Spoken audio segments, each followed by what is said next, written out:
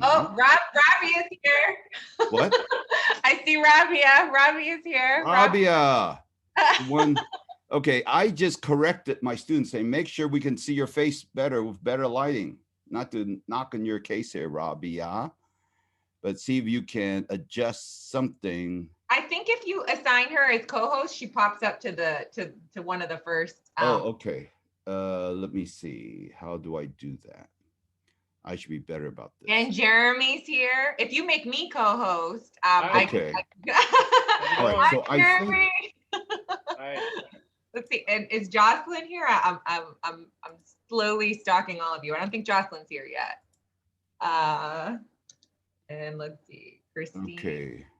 I can see how to And make you Christine is my. here. Can if I make you the host, would that then I lose all control? You can just make me co-host. So if you click on my name, if you click on the participants panel, and then you see everybody's names, and then you see next to Okay. their Okay. names Hold says on. Hold on. Let more me catch up to you. Participant. participants, Yes. And then and then you click see on everybody. you. You click on more, More. and then you should be able to make someone co-host. More. Oops. I'll just. Well, it says make host. There's no co-host. So I'll make you. Oh, really? All right, make me host, and I'll make you I'll co-host. make you host. Okay. Make sure the link change host. Yes, you've just become the power broker.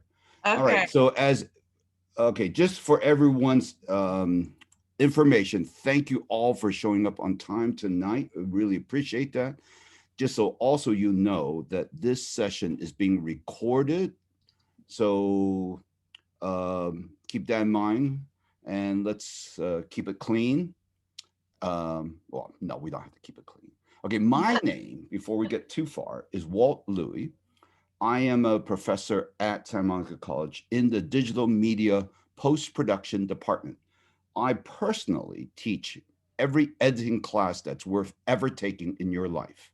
There's no other classes once you take mine that you will ever need to succeed in this world. That's my take on things. Remember, I told you guys always make positive statements about yourself. So I am the one and only and the best in Santa Monica College. Just remember my name and you will not be disappointed. All right, having said that, I actually do teach 3 editing classes. Okay.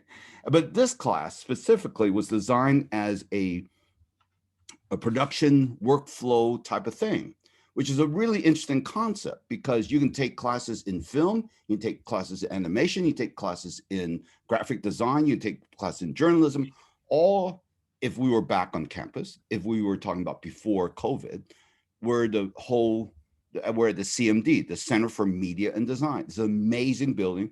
And I have feeling some of you guys have not had a chance to visit that thing because it's been closed through most of this COVID thing.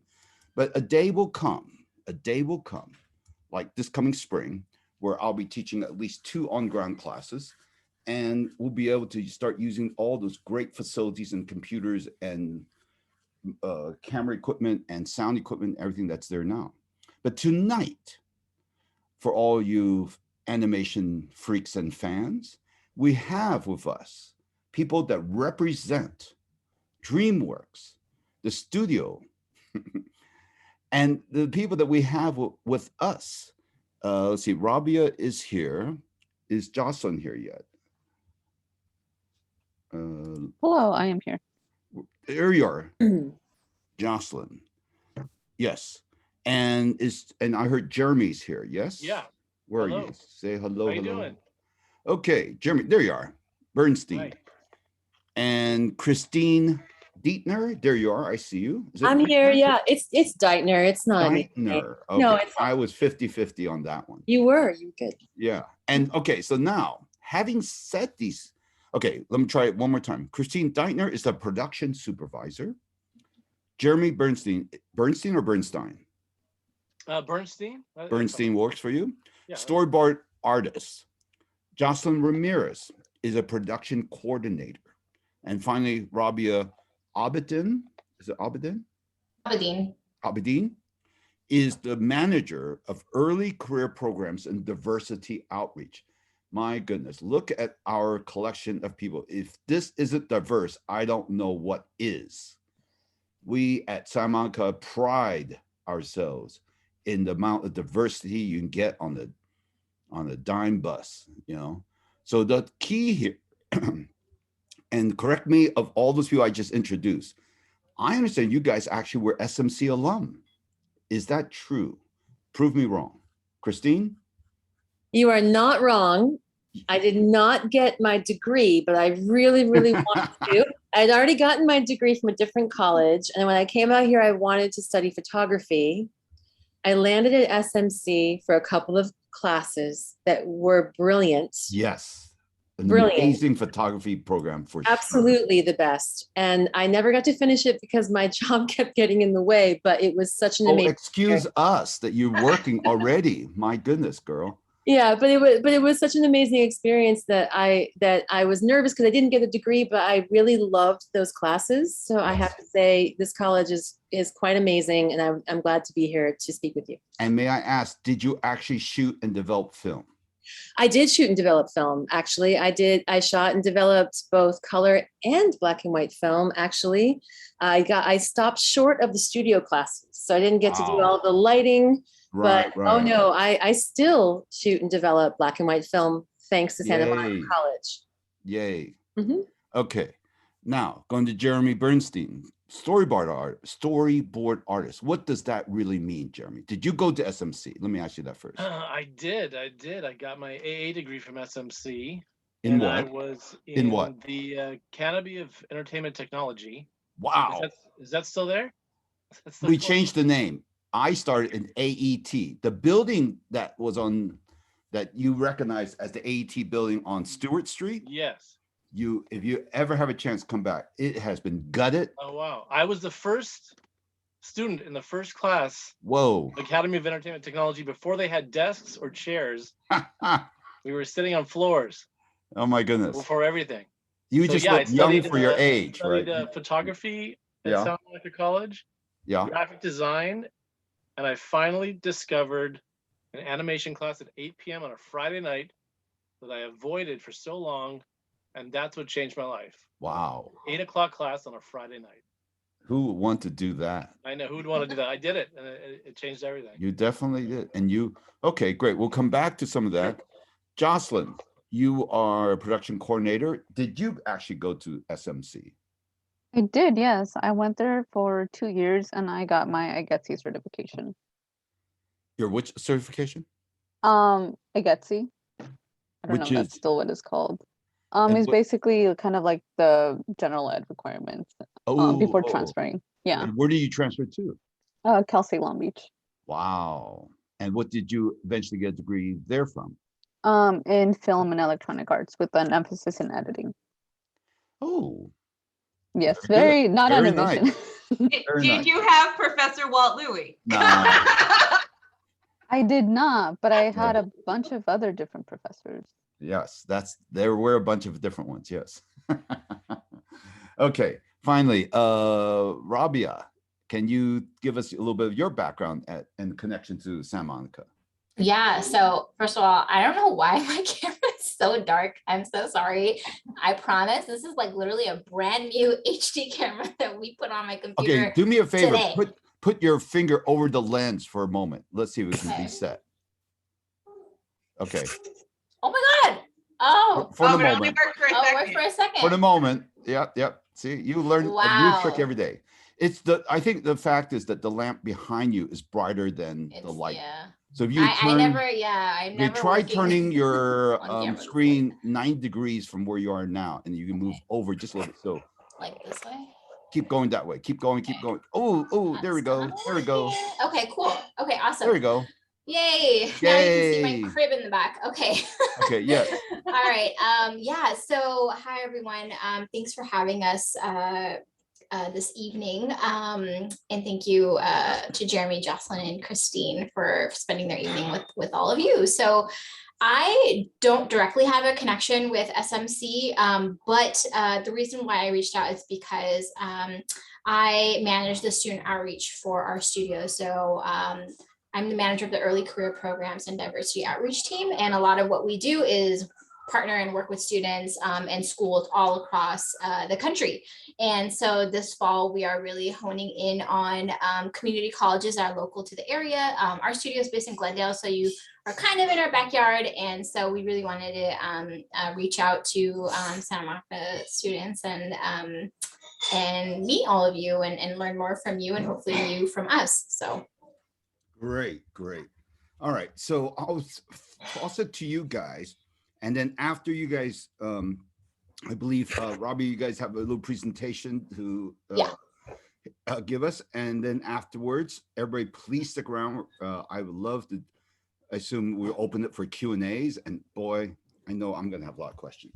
So anyway, take it away. That sounds good. Awesome. So I have a quick little presentation for you all to get yourselves familiarized with our studio and the programs that we offer and the opportunities and kind of what makes up DreamWorks Animation. So it says host has disabled participant screen sharing. Okay, Anne-Marie, can you handle that? Let me. Now somehow I'm in. Admit. Let me see. Who can share? Okay. Let's. Does that work? Did that automatically do that? Yes, it did. Okay. All right. Thank you. Okay. All right. I'm gonna put this in presentation mode. All right. So, this is my small team. We're right now a team of 2, but usually we're a team of 3, so it's still pretty small. And we're the early career programs and diversity outreach team. And I've been with the studio for about 3 years now. I oversee the programming and the student outreach, diversity outreach for the entire business. And that includes these 2 main areas right here. So feature animation and TV animation. Hopefully many of you recognize a lot of these titles. I'm assuming especially more on the left-hand side here where feature animation, we recently hit our 25-year anniversary. So it was a big celebration for being around for 25 years. And TV animation is a little bit of the newer kid on the block. I think we're on our 8-9 years now, maybe 8 years with TV animation. And as you could imagine, we don't have a network. So we, stream our shows on all the big streaming platforms. So you can see a lot of these titles. Hopefully some of them look familiar. If you're an avid Netflix fan, a lot of our shows are on Netflix. And we're also on Hulu, Amazon Prime, Peacock, Apple, etc. So a little bit about our studio. So like I mentioned earlier, we're based in Glendale. That's where our studio was built from the ground up, and it was created for artists in mind. So we were founded by, a long time ago is DreamWorks SKG. SKG is no longer part of the logo anymore, but SKG stands for our founders, which was Steven Spielberg, David Geffen, and Jeffrey Katzenberg. And they really had the artist's best interest at heart when designing our campus. It has this very open, beautiful, like Tuscany kind of vibe to it. And we like to work hard, but also party hard. And you can see that reflected here. We have a whole department dedicated to employee events and employee engagement. So we like to celebrate our wins. Whenever we are wrapping up a film or TV show, that crew celebrates with a wrap party. We celebrate big holidays, the winter time and Halloween and Thanksgiving and all of that. So we really pride ourselves on the culture that our studio offers. We also have a dedicated team, our department called Dream Learning. So for us, you are continuously learning. Even after you're done with school, you are always going to be a student, and we kind of hold that true across all levels, no matter if you're a board artist to the VP or SVP of development, whatever that is. You can come in and be a student again and take classes that are offered to all employees of all levels, including our interns. And you can see here a little bit of what that looks like. So it's just a chance to kind of get away from your desk and do some figure life drawing, plein air painting, testing out a new software at our training center that you can see here on the upper right corner. So it's a lot of fun to take those classes whenever you have time.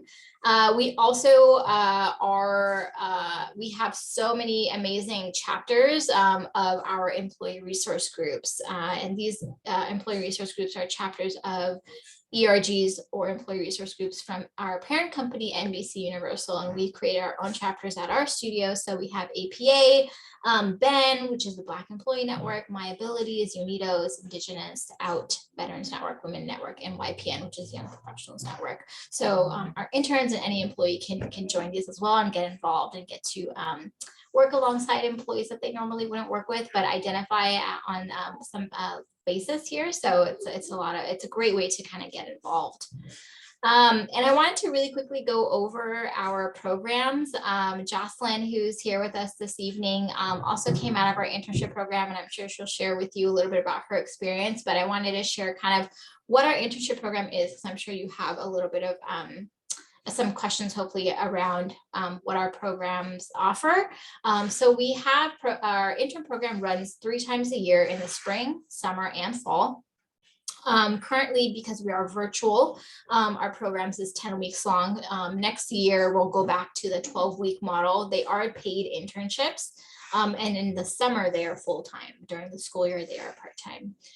This is open to anyone who is a student or a recent graduate. So a recent graduate, if you're graduating in May and you want to do a summer internship, you totally can, even though you're no longer technically in school. We offer a speaker series, classes, intern socials. We do a final intern showcase at the end. Our interns get together to do a community outreach project. We have ambassadors that kind of lead the cohort. So if you want to take more of a leadership role in the intern program, you can do that. And then we have a mentorship program built in as well. Some of the areas that we offer internships in will be in different areas of production, marketing, CG production, our music team, talent relations and casting, development, and a few others. So this kind of gives you a high level overview. We also have a trainee program. I know there's a lot of text here, but I'll kind of quickly gloss over this. So it's a 12-week program. This is for people who are done with school. So it's open to artists who are recent grads, who may be self-taught. You don't have to have a 4-year art degree to do this program. It's a comprehensive 12-week boot camp, if you will.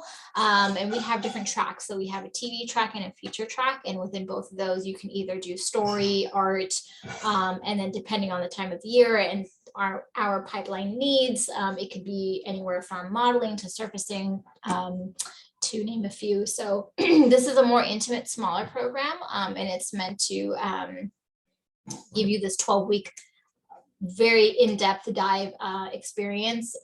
You're working 80% on your show, and then 30% of it you're taking our curriculum, so DreamWorks curriculum of classes that we offer that are specifically for our trainees. And then by the time you come out of it, you should be ready for that full-time job. So it's a really, really great program that's offered only once a year. And then entry-level positions, a lot of you may have already done those internships or are ready for that next step and you want to get your foot in the door. A lot of these offerings you'll find that might be a good fit for you would be in the production area, so production assistants or administrative assistants as well. And these are 2 roles that a lot of our interns go into right after their internship. So that's also open to recent grads as well. Oops, let me go back here. So very high level, the types of positions that we hire. So animation, CG artists, so that can mean a lot of different things. Our whole feature animation business is all CG. So, we're hiring for riggers and modelers and surfacers and layout artists and crowd artists, etc. Leadership roles are also available, and production management. Production is the backbone of any show, or so you can ask any one of the folks here. Christine and Jocelyn are in production. They can tell you a little bit more about their what they do. We also hire TDs, our technical directors, biz dev artists, story artists, and then on the back end, there's a lot of people who are running to market our films or work in legal to make sure everything is happening as it should. Technology plays a huge part in our filmmaking. And then we have our programs here as well. So it's a very high level overview of like what constitutes and who constitutes an animation studio. And then where you can find us, we are very heavily involved recruiting. You'll always find them at one of these, one or more of these conferences or expos. So if you see anything here that looks familiar, we'll be at CTN doing portfolio reviews. I think that's next week. So hopefully some of you may be attending that. So that's it from me. So I'm going to stop sharing, and I just wanted to put our socials here just because we also put a lot of great information on our social media. We do Career Tip Tuesdays, so our recruiters do tips on every Tuesday, and we also announce our programs on our social as well. So if any of you are wondering when is the summer internships going to open, how do I know when they're going to be available? If you're following us on Instagram or Twitter, those are probably the two main ones that or LinkedIn. Actually, LinkedIn isn't on here, but DreamWorks Animation on LinkedIn.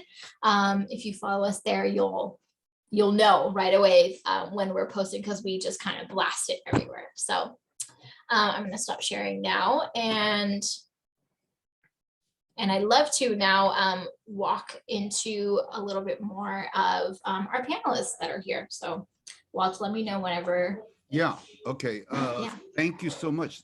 Boy, that is a mouthful. It's so much. Good thing we're recording this, because that's so hard to follow through with that. Okay. Jocelyn, because you are involved with some of this, what can you offer as tips? Why should people be interested in dealing with DreamWorks? Yeah, that's a really great question. I can start off with sort of giving my experience of, being an intern and then being hired, and being a student.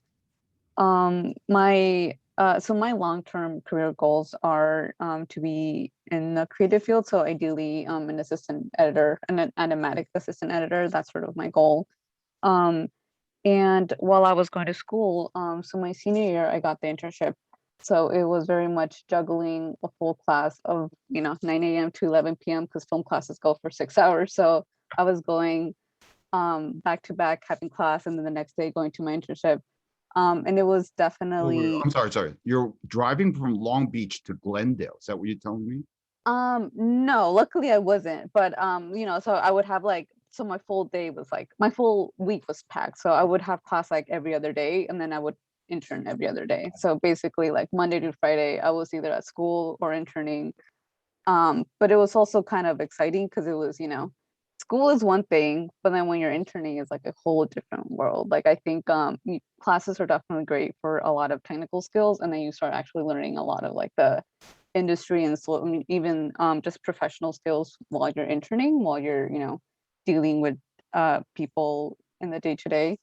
And while I was interning, there's definitely a lot of things that you don't learn at school, and at DreamWorks it was really cool because as an intern you're not there to touch coffee and stuff, which I feel is very usually kind of the stereotype of an intern, but you're very much involved in different departments. I think everybody was very welcoming in the show that I was interning on. The writers room, from the writers who were professionals in the field, to the storyboard artists, to some of the episodic directors that worked on a bunch of movies that I was super familiar with. I think just being in this space with a lot of creatives that you've looked up to. I'm a huge fan of Iron Giant, and then one of the original storyboard artists that worked on Iron Giant was the director of one of the shows. So it's just sort of it's very eye-opening to be there with these people and actually interact.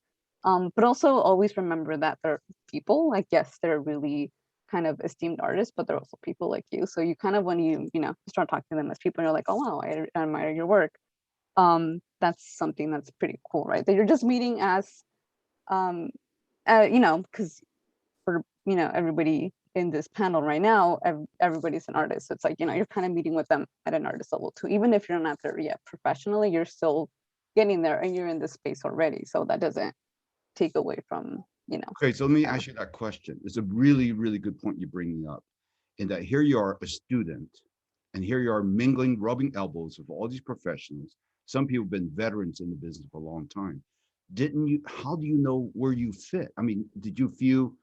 I mean, I would be a little afraid to speak up or ask questions. I mean, did you run into that? I'm trying to remember the first week you were working. Did you remember those kind of fears? Yes. I think that's definitely a very big fear. I will say a lot of it goes to, I think as an artist, imposter syndrome is a huge thing. I don't think I've met anybody that hasn't dealt with that. So I think it's a lot of that, but I think it's a lot of sort of really ingraining yourself that there's always an audience for the kind of work that you do, even if it's not where you want to be at.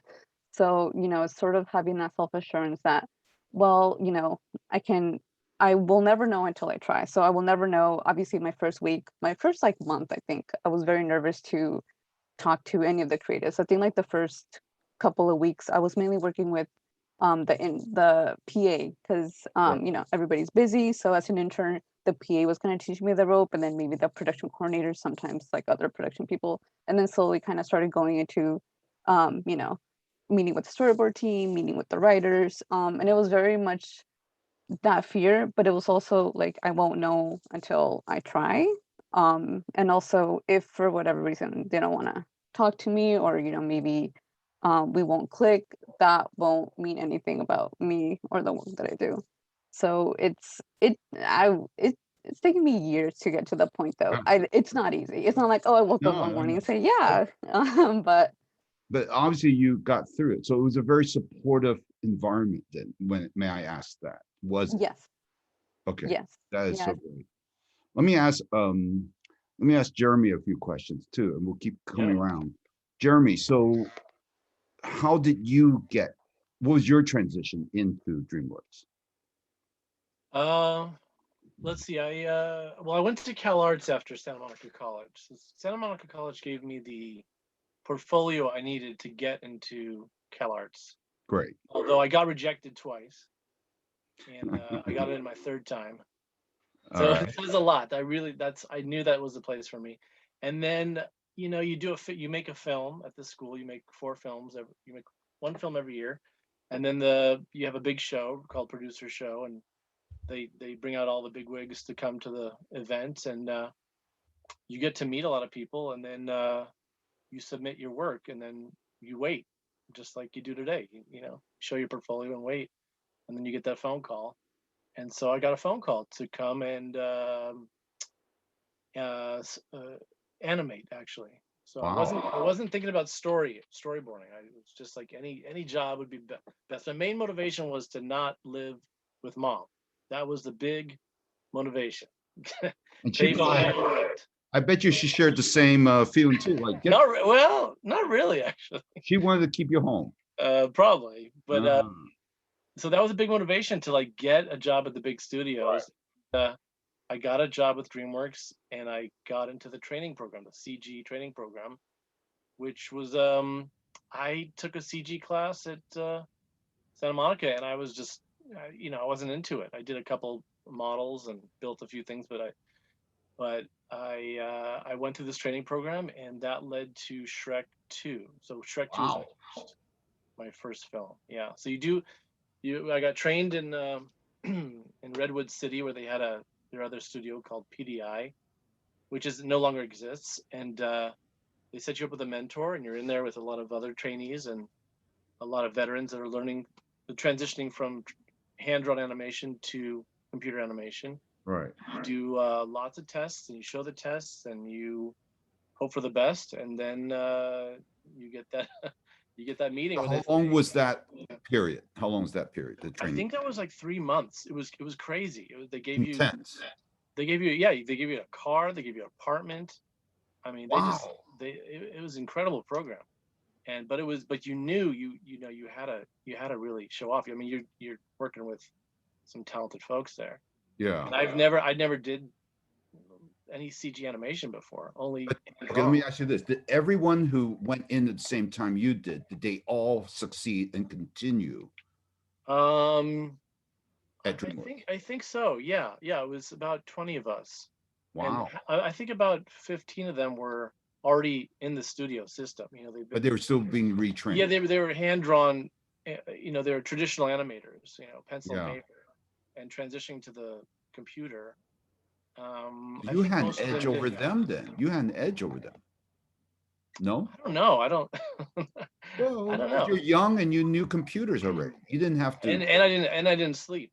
I just, you know, But who stayed needs up all the sleep time. when you can work like that with all these veterans? My goodness. Yeah, but that's really inspiring because you want to impress them, and then you're watching what the veterans are doing. Yeah. They're showing you their animation. You're like, oh my god. I mean, James Baxter was, he's, you know, he's like the echelon of animators. You know, Wow. he animated the Hunchback. That was his Oh, okay. character, and Okay. the Baboon and Lion King, and hundreds of, you know, Yeah, yeah, yeah. movies and DreamWorks for years. But he would show you his test, and you'd be like, what? How do you do that with Shrek? That's like, I've never seen Shrek move that way. You know, it's crazy. So really inspiring. And then And did you luckily I find, got on the film. did they support you? Did you find they were supporting you? Oh yeah, Supportive. yeah, very, very supportive. See, this is the thing that I think this is the thing. I mean, I've been in myself being in the industry about 40 years myself. It's the one thing that most people entering don't understand, that we all started at some level, meaning beginner level. Everybody. Yeah, we No were in a one- closet. We were in a closet. We were Yeah. the trainees were in a actual broom closet, like a large broom closet at Wow. PDI with no windows, gray walls. That's where they put us. And you just I mean, we had these other perks, but that's where we were. And they really, you know, you really felt like you wanted that job, and you just train. You don't have the job yet. You're just training. So Yeah, yeah, yeah. so it was a good program to Okay. get my feet wet, you know, with CG. Right. How long ago was that from today? I forget when Shrek 2 came out, but that was I don't know, 15 years ago, 16 years ago. Okay. All right. Yeah. So now you're the veteran. 2004. 2004. Okay. Wow. Okay. So yeah, I guess I know I feel like grandpa sometimes. Yeah, so what was your other question? Well, no, that was mainly it. Was the fact that you started, like you say, 15 years ago. But Yeah, so that was computer animation, and I did that for 5 years. Okay. 5 years of computer animation. Okay. Okay. Christine, let's get a little bit of your background and your story. Sure. How did you transition into DreamWorks? I have to go back a little bit further just to give you guys some scope and understand that I was a theater person. I got my degree in theater, and I toured in theater as a stage manager and company manager. So if you think animation and theater, you think miles and miles apart. I'll come around and say that it's not true. But so I moved out here, and to be quite honest with all of you, because I had just theater training at the time, everyone looked at my resume and said, I'm sorry, what do you want to do? We don't have theater in Los Angeles. I don't know what you're here for. And I said, well, that's great. I also love film and I love animation, and I'll temp for you. And I actually, through a friend who had to give me a recommendation to become a temp at 20th Century Fox. That's not bad. No, because my second job there, I landed on the Simpsons desk, the main reception desk, covering for James L. Brooks and Richard Raines. Oh. And this was during the Simpsons movie. And I came to that, just so you guys know, I came to that interview dressed like a banker. I was wearing a very formal outfit. And if you can tell by Jeremy, I don't know, Jocelyn, you look like you're better fashionably, but I'm wearing a t-shirt still right now and jeans, just so you know. Animation, I was told right away by Richard, like, you don't dress up in animation. I was like, copy that. Okay, this might be good for me. Because you don't dress up in theater backstage either. But I was temping for a week. I just did, like, literally, guys, I got people water when they came to the office for a meeting. Do you want some water? And people were like, you're amazing. I said, what's happening? I don't understand. There was a gap needed that they didn't know they needed. Someone said, I want to hire her. And someone else said, I want to hire her. I was temping. I did not think this was going to lead to a job. So I walked into the interview and said, I don't know the first thing about animation, guys, not the first thing about filmmaking in LA. I'm a theater person. And they said, it doesn't matter. And I'm going to tell you, it didn't matter because I was paying attention to the people around me. I was listening and learning in the environment. I was just seeing there was like, oh, you need help. Let me get that door for you. And I mean, that little bit can really make a difference. You think it's a big thing you have to do to get noticed, and it doesn't always happen that way. So I ended up on the Simpsons movie, and just like Jocelyn said, Jeremy too, in many ways, I went to everybody and I was honest. I don't know what you do. I'm here working for an executive producer. I'm his coordinator. I'd like to learn what you do so I can help. And I would say 98% of the people I talked to made time out of an extremely busy schedule with a lot of stress to explain the most rudimentary elements of animation to me that almost when I look back, I'm going to blush now. Like, it's embarrassing, but they were so kind. They were so kind.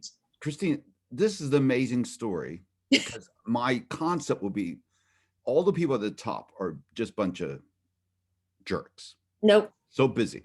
No. What do you think from your experience now? Why was that? Why would they want to help you?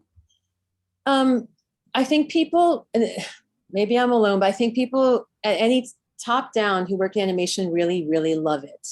And they want to share that love of it with someone else who's interested. And if you show an interest and love in it, they will give you time they don't have. They will ask people who you don't think have time for a coffee to talk about what they do, and they will have time because they want to share their knowledge, their history. It's a very intricate art form. You know, it's been through many changes, and there are so many artists who were there for some of those changes and would love to pass that on to other people. So I feel like it comes from true love and passion for the art form. And I feel like people have given me so much of their time. It's the greatest gift they can give you. And you can learn so much just from a 5-minute conversation. It doesn't hurt to ask. It can be scary. I'm with Jocelyn. You feel awkward.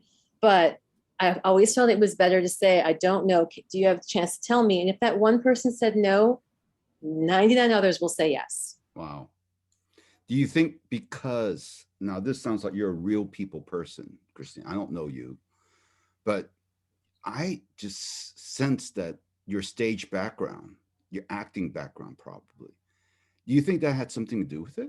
Well, if it did, I'll tell you, it's because storyboard artists, animators, people in animation, they're actors too.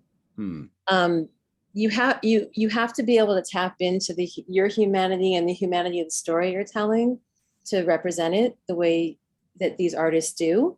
So I feel like maybe that is something that works.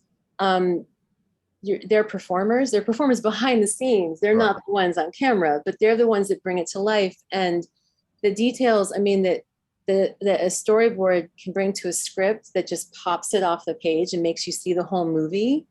The details that a viz dev artist can add to a building that makes you go, oh, I totally feel it now. I know what this world looks like, or, you know, this forest looks like, whatever. These are performers. They really are. And maybe that is part of it. You might be right there. True. So, okay. But the other thing I'm getting from you and from the rest of you guys too, is that, you know, one, you use the word passion a few times. This idea of passion, how do you define it for yourself?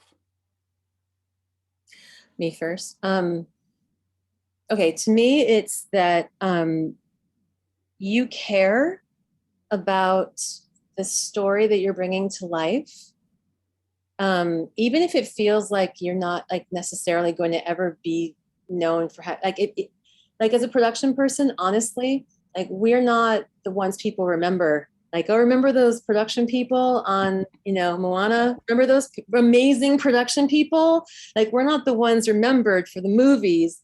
But you've got to love the movie. You've got to love the art form and the artists you're working with in their artistry, what they can create, to devote the time and the patience that's required sometimes, and the persistence that's required to move through hard things that do happen in production. I'm not going to lie. They happen on every production. To just commit to it and be open to it and be like, here I am, I'm on this ride, you know, and not be afraid of where that's going to take you. That's what passion is to me. Great. Jeremy, you talked about the long hours. Is that passion, or is that just that's part of it. It's how do you for survive me, that? How do you keep yourself going? well, for me, it's the drawing aspect. It's just the pure art form of expressing yourself, getting into a character, feeling it, watching your storyboards move and come to life. You're creating nothing, something out of nothing, you know, and it's magic. I mean, if Magic? if you remember drawing for kids and watching their reaction, you go, oh, I forgot like the magic trick of it all. Like they're just like, how did you do that, you know? And so I just really persisted in looking at the top. Who are the top people in the industry? Who is it? For me, it was Tim Burton for a long time. And you know, if you look at his sketchbooks, there's an art of book of Tim Burton. It's a giant book. It's incredible. You should see his watercolor drawings. He went to Cal Arts. His films are incredible. His caricatures are incredible. He designs most of his films. I mean, back when he wasn't, you know, his latest aren't so great, but it's the feeling you get when you're drawing. It's almost spiritual a little bit, you know, when you're drawing and you're in the zone and you're finding your rhythm, and you want to keep doing that. And then when you combine it all with animation, where it's theater, it's music, it's art, it's singing, it's performance, it's everything together, and you're creating something out of nothing. Every little thing is created. It's crazy. It really is crazy. I mean, when I was making a film at Cal Arts, I was like, this is crazy. Like what we're doing is like insane. Recording voices, designing the character. What are they wearing? How does their hair move? You know, what do their shoes look like? There's so much involved. So you really have to have a passion for it, and for filmmaking, and the feeling you get when you watch films and you're like, oh my God, like I want to be a part of that. I want to be in that club, you know? Okay. All right. Here's the thing. I should not hog up this whole evening, though I am so fascinated with everything that you guys are saying.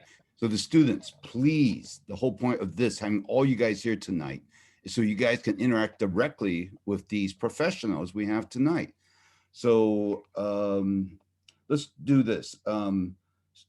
Okay. So yeah, use the chat to present your questions, and Anne-Marie will start going through that. So let's start with Patricia. Does any of the programs include internship in story development, something like a writer's room? Who can best answer that for Patricia? I think I can take that one. So we have internships in development, both in feature and TV. What they're doing in development is finding those writers, finding potential producers, the next director, the next great story. And so the writer's room would be a little bit separate than that, right? Like that, the writer's room is, you know, once those writers have been identified, once the show has been greenlit, or the story has moved out of development and has been received, you know, the budget to be developed and get that crew ramped up for that film. That's when, you know, the writer's room is already there. We don't have interns in the writer's room, but we do have interns in development, which I think may be an area that would probably be of interest to you, from what it sounds like. So both in feature development, TV development, those interns are helping to research and find the next great story, and then also do a lot of research in finding writers and producers and directors for our next great film. Great, thank you. Okay, then let's go to Kevin. Kevin, why don't you just unmute and ask your question? I think that'll be even more correct. All right. Hello, everyone. So my question is, I don't come from an animation background, but when it comes to applying with our portfolios, what kind of samples can we include? Are screenplay examples and editing examples, are those okay? For a writer position or a? Well, just for an intern position in general, I guess, applying for this program. Yeah, so for the programs, for internships, you actually don't need a portfolio to be considered. And if you do have one, you can put that in there. But we're not scrutinizing your portfolio for our internships because we're a union shop and we don't have internships currently in story or art and things like that. So we hope to have that maybe next year. So in the event that we do, just pay attention to the job description and what it's asking for. So if at any point we do look for a portfolio for that position, especially if it's an internship or a trainee position, it'll kind of tell you what we're looking for in that portfolio. So for internships, you don't need one. So you're safe there for internships. We just really are looking at your resume. For the trainee program, it's a little bit different. It really does depend on what you're applying to. If it's story, if it's visual development, if it's modeling, then the portfolio has to be catered, or it should be catered to that discipline. Got it. Thank you. And I want to add on to that. Sorry, No. career services Emily. over here. I just want to say, like, I think one thing, a lot of times I meet with students, this may sound ridiculous, but like a lot of times students don't think like, oh, let me save my class projects, right? So as you're going along through your education, you want to be saving the work that you're doing, right? Create yourself a little personal website. Have it on the cloud, because when your computer crashes, you don't want it to disappear. So that you're constantly building that throughout your education, and like maybe even your freelance projects as well. So your work, again, they're not even asking for one, but if they are asking for one, they don't expect that you have worked on track, right? Obviously. So don't discount the worth and the value of your class project. Sorry, I just wanted to add that. Great. Okay, Willow, we're also, by the way, we would love for you guys to turn on your cameras when you ask a question, so these people actually get to see a real face, and hopefully that will connect. And when they see a face, they may remember you when you come in for those interviews. Okay, Willow, what was your question? Unmute. Okay, everyone be prepared. This is Okay, thank you. Sorry. Yeah. Jeremy, I went to AAT back in the day too, but a little after you.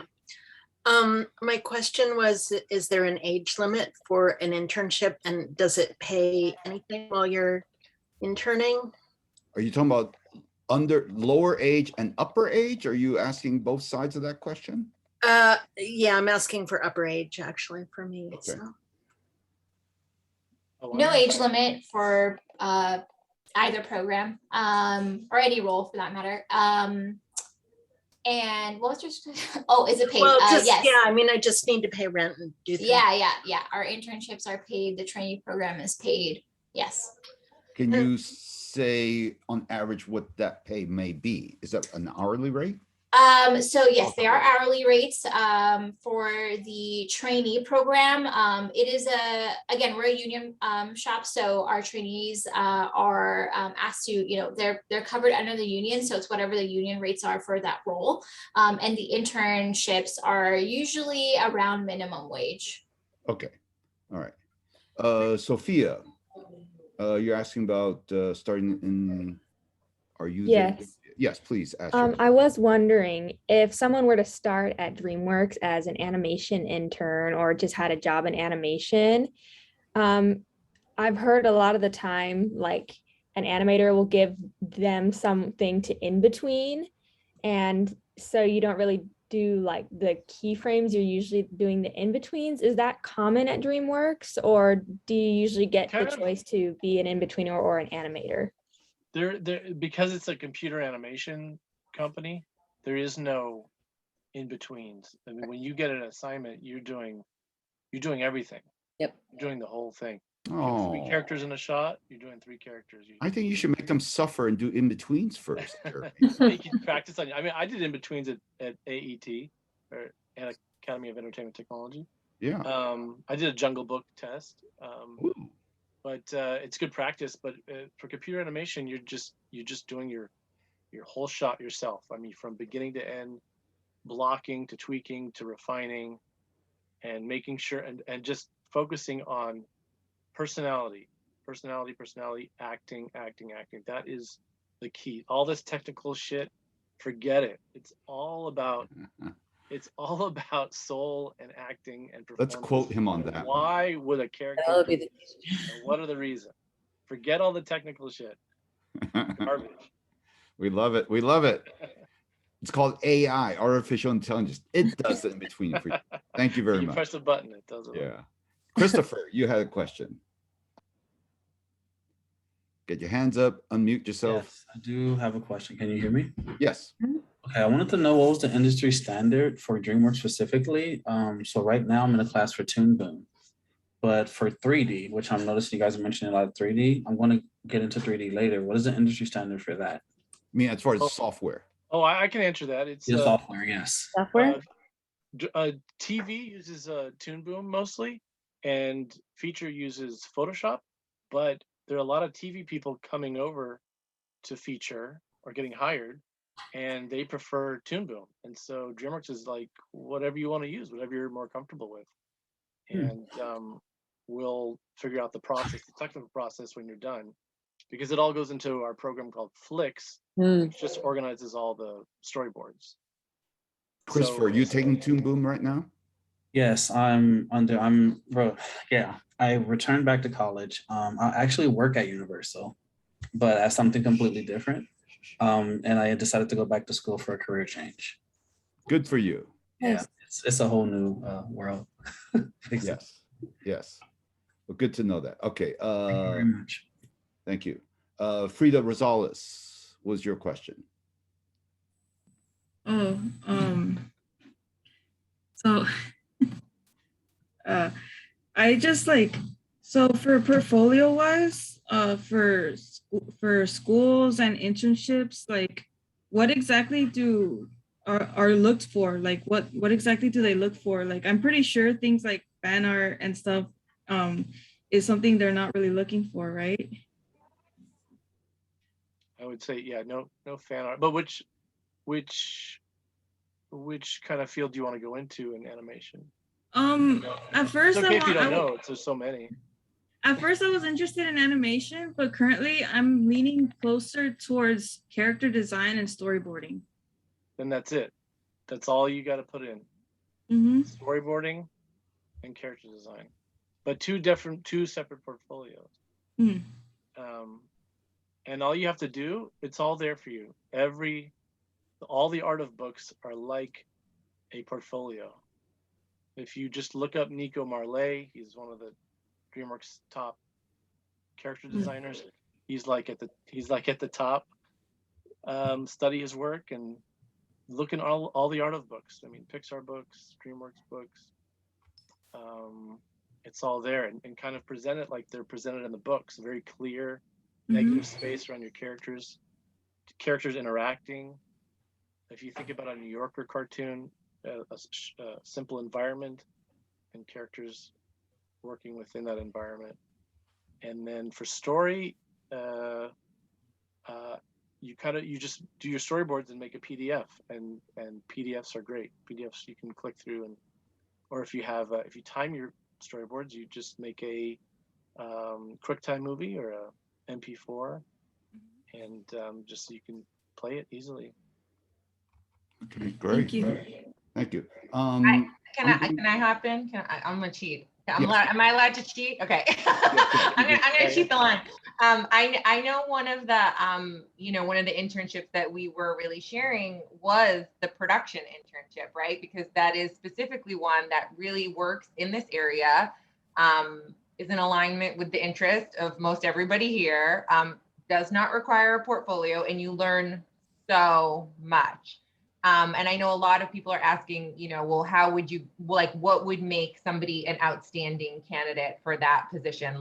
What would make a resume stand out if they were to apply for that particular role? And wait, are you going to answer that? I'm not. No, I'm asking it. Yeah. Okay. So we have two really fantastic people here in production, and they've hired before. So I'm gonna punt it over to Christine and Jocelyn, because yes, they know all the skills that you would need to be successful in production. Jocelyn already said she did not have a portfolio. Yeah, no portfolio for me either. None. So you don't have to worry about that. Jocelyn, though, what did you look for looking at people? Yeah, that's a good question. I actually recently, so it's interesting because, I went from an intern to a PA to a coordinator, and most recently, a few weeks ago, interviewed our first intern for the first time. So it's very interesting being on the other side of the one actually asking the questions. Very, very felt like an alternate universe. But I think you sort of start seeing that people get really specific with questions. I think the biggest thing about production is that even if you want to be in a creative role, it's sort of production. A lot of people start in production, and that's a really valid place to start. I think being in production will help you learn the whole pipeline of a 2D, 3D show, and it will get you working with all kinds of people, in every department, from writing to storyboard team to animation to post. So I think I would say the biggest things that I look for in a resume are a lot of good like people skills, people willing to learn. I think the technical skills, learning programs like Maya, Shotgun, all comes with the position. Like those are very easy to learn once you're in there. I think definitely people that are self-motivated, people that are really looking to, like Christine had mentioned, like looking to help others. Like they start anticipating, oh, I see this person likes to work this way. I'm gonna help, them to this or grab that for them. Or you start, kind of, you start really accommodating yourself to how a team and a show works. So I think it's actually a lot of soft skills, I would say. Technical skills come way after. I was really scared about learning ShotGrid, which is like a big production tool. And then the more you learn it, it's like, oh, this is just an Excel sheet. It's just like a program that, you can learn, and it's, not as scary. Toon Boom as well. I think Christopher mentioned about if that's an industry standard, and it is. And, even that as production is something, I most recently started using that because I went on a new show and that was new to me. But then you start sort of learning the basics. So you start in production. I think what's cool is that you do get a little bit of all of that because you need to, right, to work with different people. So I would say in a resume, the biggest things is, willingness to learn and being really open-minded. I think having some knowledge of different softwares, but even if you don't have knowledge with a specific software, whether it's Maya or anything, I don't think that's something that I would, uh, have or, cast away a resume for. But yeah, I would say that. But Christine, if you have anything else to add. Oh, I'm sometimes rogue in this situation, but like with Jocelyn, look for people skills. And what that can literally mean is there is someone that I tried to hire as a coordinator once who's like all of his people skills were related to being like an usher at like Stephen Colbert. And I was like, if he can handle Stephen Colbert's crowd and do it for this long, he can handle anybody. And let's just see how he is in the room. I literally do not look like Jocelyn. Your software, great. Do you know how to, work? Are you able to learn? Are you a self-starter? Yes. Can you always see that in a resume? Not always. Maybe you can. But if you don't feel like, oh, but I worked as an usher, that's not going to work for them. Yeah, it might. For me, it would, because I'd be like, if you worked as an usher or in a retail situation for, more than 6 months, you're my hero, because those are hard jobs. You're working with the public, you're working with people. And that means that you can feel people out, read the room, like Jocelyn said. Those are soft skills we talk about a lot at DreamWorks, a lot of other places. And basically what it is just being present with people, listening to them and responding to what they're saying, not what you think you want them to say or what you wish they were saying, like being with them. And I would interview almost anybody if I had the chance. Sometimes, I'm like, there's 8 people and they're like 8 people. I'm like, yeah, bring all 8 in, because I don't know until we're in the room. I have no idea. So don't ever think like, oh, I did this summer, whatever thing with, I worked on a musical or whatever. This doesn't make sense and I shouldn't put it on there. You don't know. Someone like me is going to go, oh, she worked in the theater. Let's go talk to her. I want to know what she's about, you know, or he's about. I want to know what they are about, not just what their resume says. And you I can- just, oh, sorry, go ahead. No, I was gonna say, and you can learn on the job. That's what we are willing to help you do. That's part of it.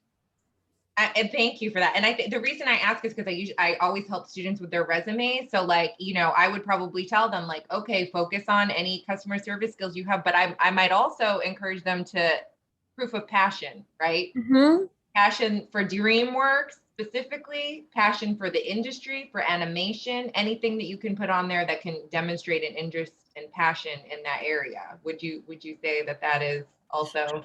Yeah, I mean, I would not like if it maybe not right. Like DreamWorks makes the only movies I love, and I want to be Shrek the rest of my life. That might scare some people, to be quite frank. But like, if you do really, really love feature animation, it is your dream. I don't think it's a problem to write that. I think that's actually, I've noticed that when you say, I actually love what your studio does, people are happy to hear that. You know, it's like, oh, I like people who like us, you know, who want to help us succeed too, just like we want to help people succeed. Does that make sense? Yeah. Okay, let me try to get through some of these questions real quick. Some the questions have been answered, I feel. Willow pay, yes, people would get paid. Is it Jagan? Can you be? Yeah, it's Jagan. I'm sorry? It's Jagan. Jagan. And you're asking about, is there internship to be an animator? Yes. Animation is part of the production internships. I'm going to post a real quick little link that while people are answering questions, or you're waiting for a chance, there, I just clicked on something that says DreamWorks and it says animation production intern virtual DreamWorks summer of 22. Rabinia, is what's the deadline? When does that, you said that starts in this coming, the beginning of the year is when the So application? February is when the applications open, and that guide that you put on there includes assistance, like if you want like how to write a resume, how to do a cover letter. So if you click on that site, and we'll email all this to everybody who has attended today. I mean, I want to acknowledge, I know we're at time. I don't know if DreamWorks has the ability to stay for a few more questions. If you can, we will. If you can't, that's okay. We'll make them up. No, we won't. This is great, you guys. I mean, you know, okay, it was supposed to only go to 7:30, Anne-Marie? Yeah. Oh, yeah. what? What a, I mean, I do, if it's okay, I'd like to answer one question that was earlier on about like length of time jobs are. It depends. It depends on feature to TV, studio to studio. But, you know, I would say if you're starting a show from the beginning, you might be looking at a feature, you might be looking, depending on your role too, you know, at least a year, maybe a year and a half. And most studios really try, especially in this day and age, to keep people on if they can, although it's not always possible to like roll people directly on. So some, you know, it's a very sort of unpredictable in that sense, but you get to spend a year and a half, 2 years with amazing people like Jeremy, like Jocelyn. You can ask them questions, you get to know them, they know you, they spread the word about what you can do. And it's not just one show for one period of time. It's also like the connections you make.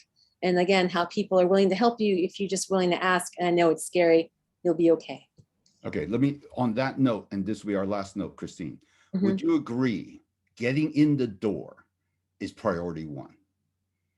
Absolutely. Get in the door.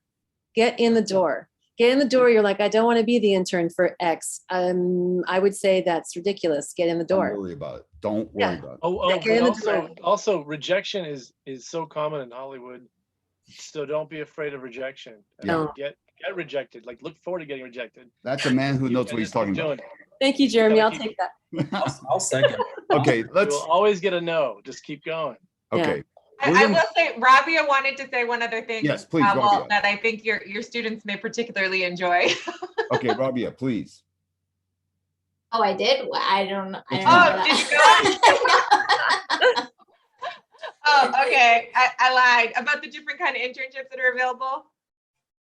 I would just check the site. There's a lot of it. Yes. A lot of you guys are on the asking site.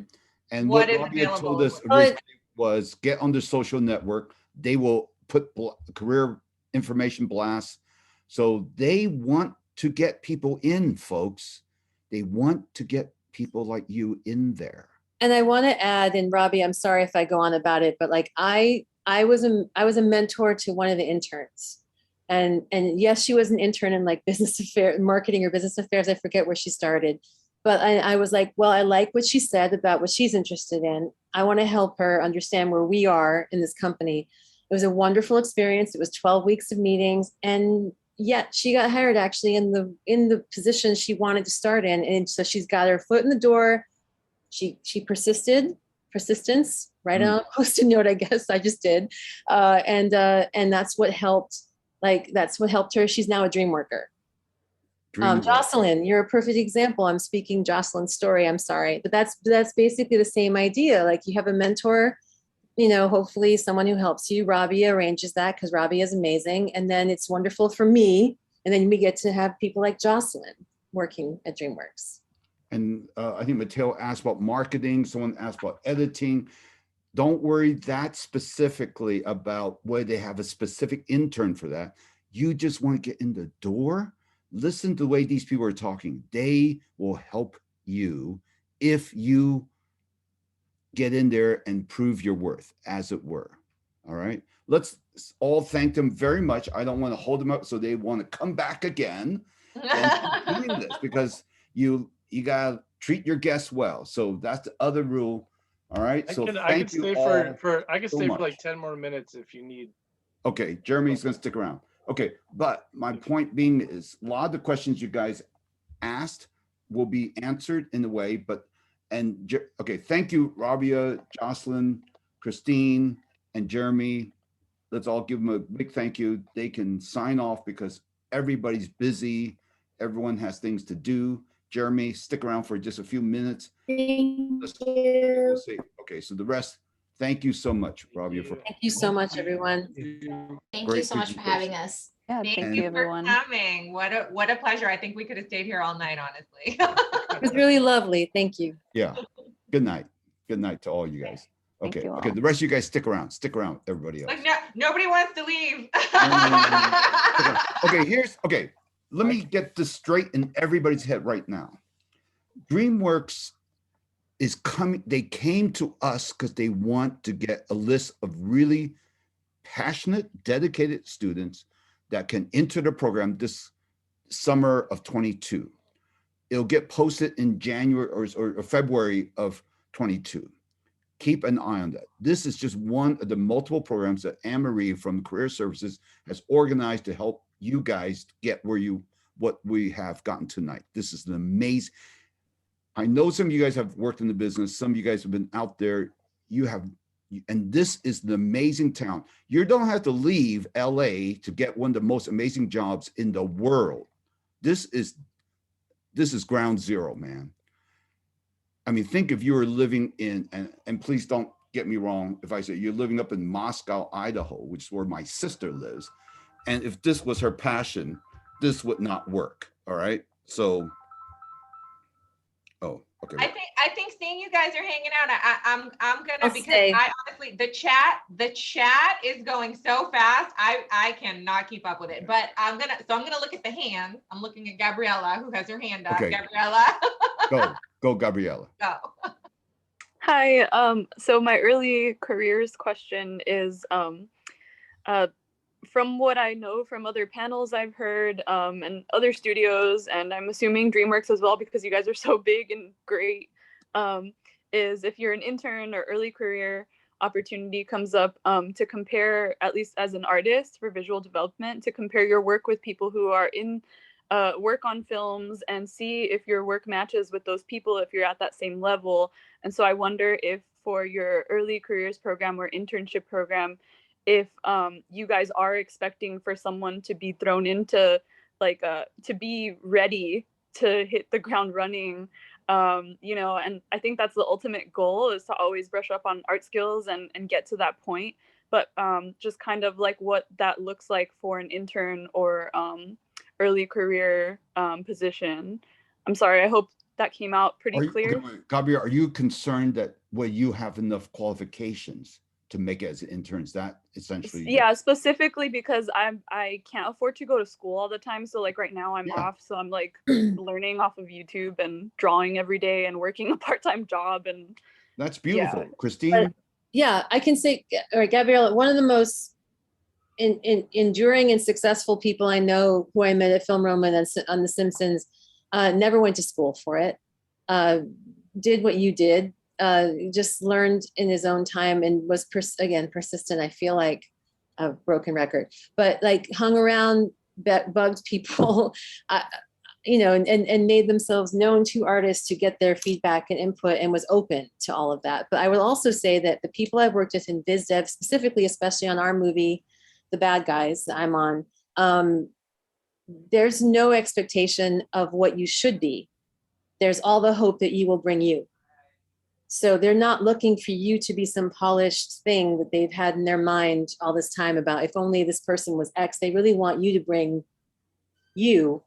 So polishing, I guess, what you are as an artist and your voice is the thing you can be doing, and don't compare yourself with other people. Jeremy comes from a different discipline, you know, where storyboard is a very storytelling specific, you know, maybe he has different ideas, but for viz dev, I would say literally you do you, and just make that as strong as you can, and that will be the thing people see. Thank you. Yeah.